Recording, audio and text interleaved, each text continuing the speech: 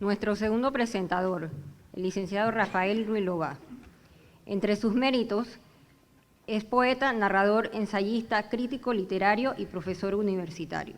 Cabe destacar que en el año 1990 fue ganador del concurso literario Ricardo Miró Cuentos con su libro Vienen de Panamá.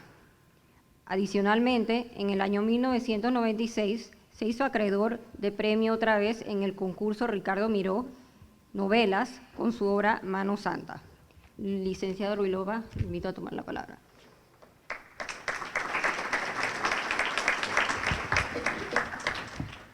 Buenas tardes, estimados amigos, escritora Rosemary Tapia, don Ariel Alvarado, señores, público, amigos.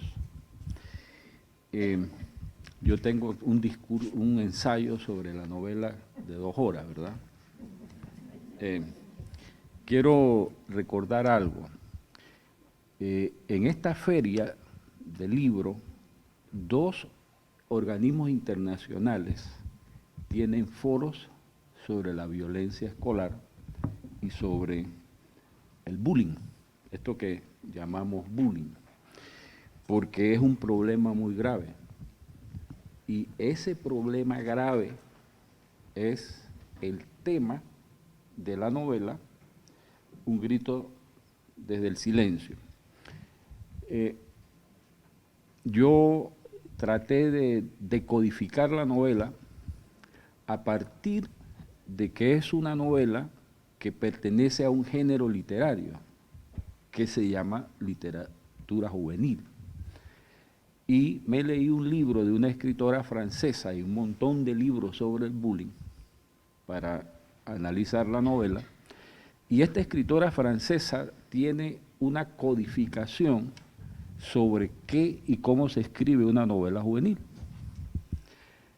Y una novela juvenil se escribe no para que el estudiante, el lector, sea un lector que asuma la interpretación que le propone el escritor, sino que es una novela que se escribe para que el joven se enriquezca e interprete él los mensajes de la novela.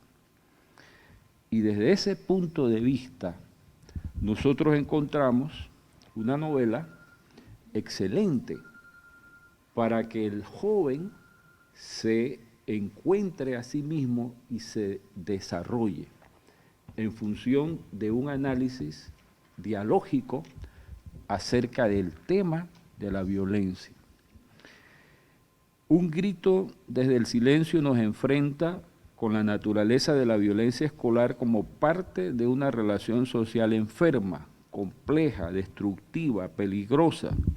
En esta novela está descrita como un tipo de violencia enraizada en la cultura, la cual todavía no terminamos de visualizar, comprender y combatir.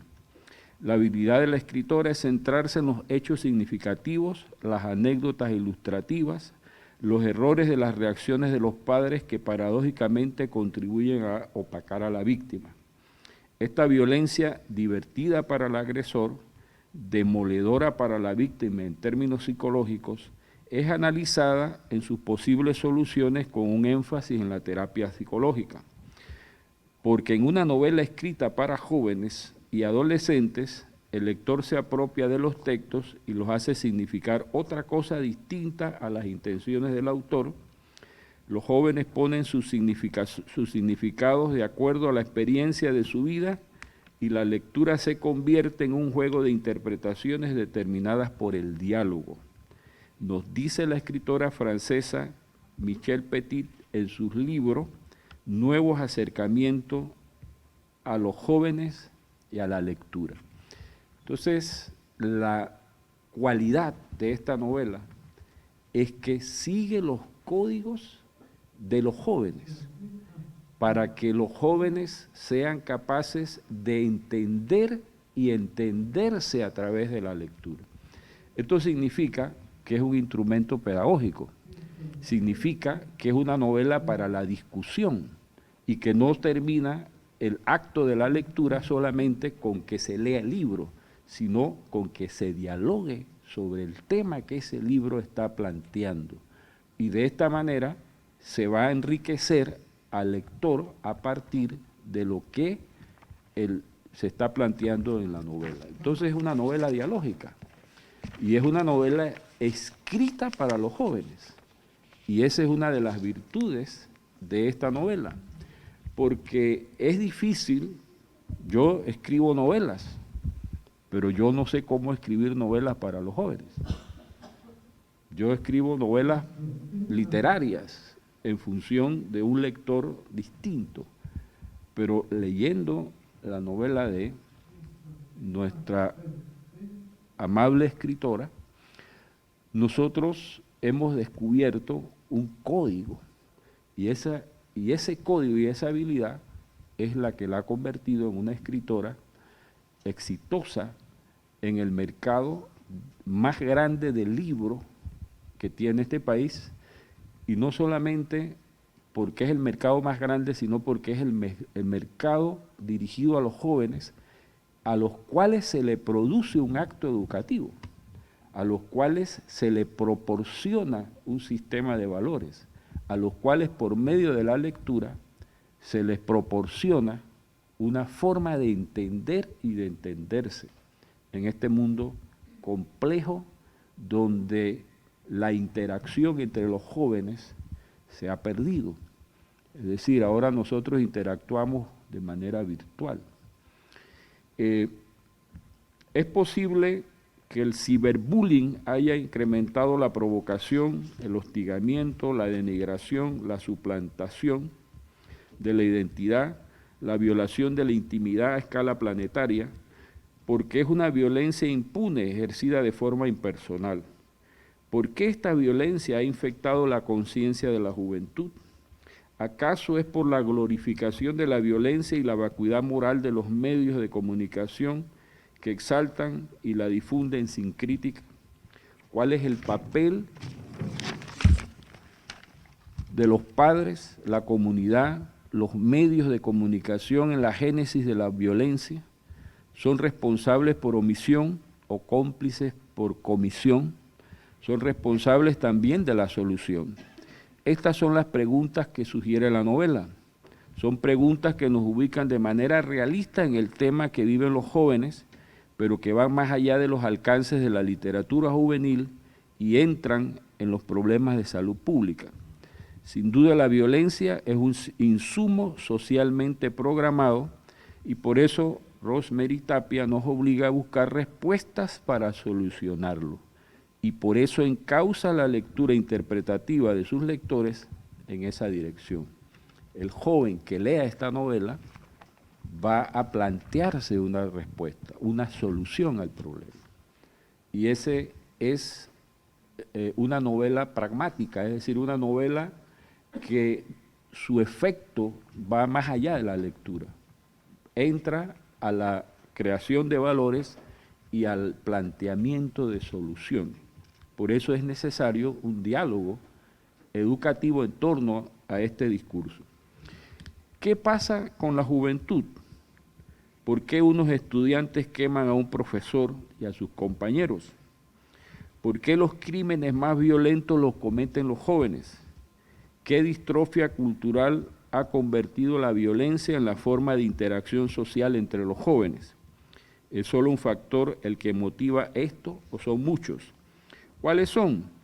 ¿Y qué es peor? ¿Y qué es peor? Nos preguntamos. ¿Por qué los agresores son cada vez más jóvenes?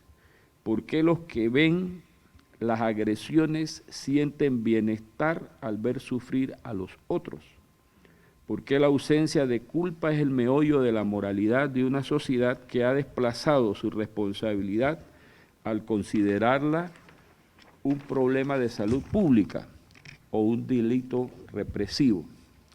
Es probable que exista una zona gris en la educación de valores como la solidaridad, el compañerismo y la amistad, la tolerancia y el perdón, valores que tienen varios personajes de la novela y este es tal vez un punto ciego lleno de ambigüedades en nuestra cultura, en la medida en que la interacción entre los jóvenes es virtual.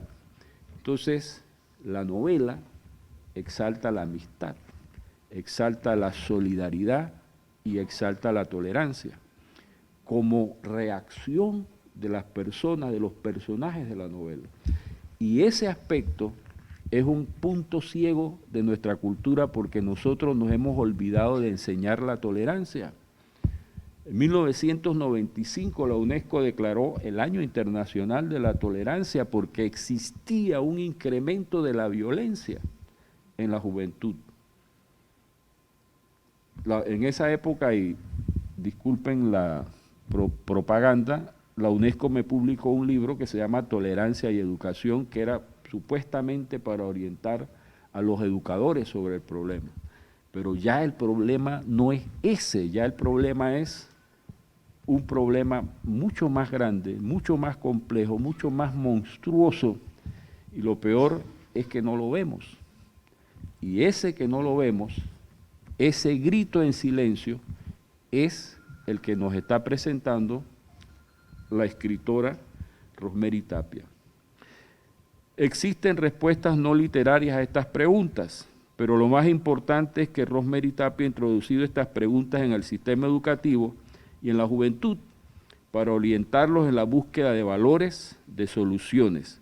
Los ha puesto en la conciencia de los profesores para su percepción del asunto, para que su percepción del asunto sea algo más que vaya más allá de un moralismo en chancletas.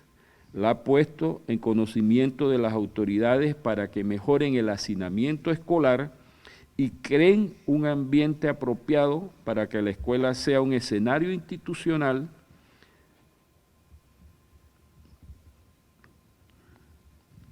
de convivencia.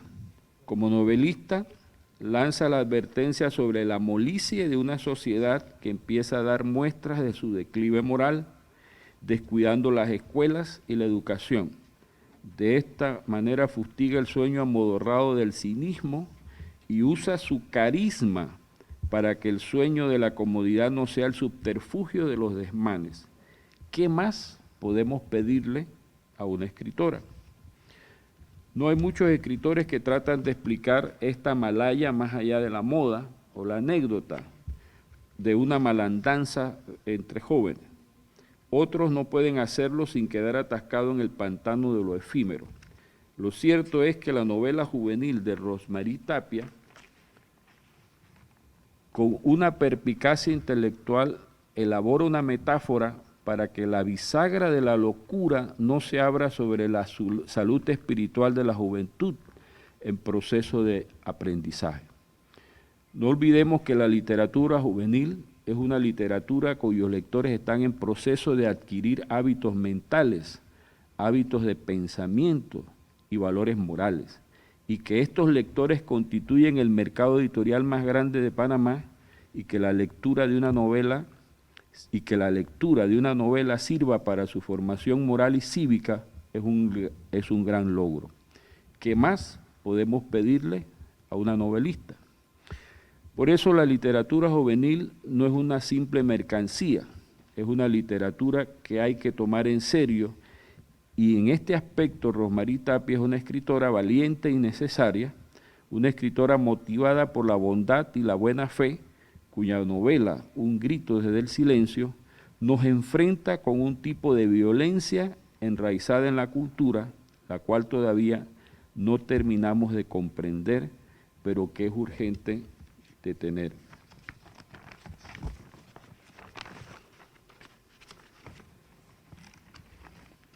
Ella nos recuerda que las autoridades tienen el deber de que la escuela sea un lugar donde los niños se sientan seguros, no un lugar donde se destruye la autoestima y la confianza en sí mismo. ¿Cuál es la solución? Esa es la pregunta que una novelista bondadosa, afable y perspicaz le deja a la sociedad, porque su novela despierta nuestra conciencia dormida, ya que no son nuestros niños quienes gritan en silencio, es la sociedad, es nuestra cultura enferma la que grita en silencio. Y Ros Mary Tapia espera que la oigan. Muchas gracias.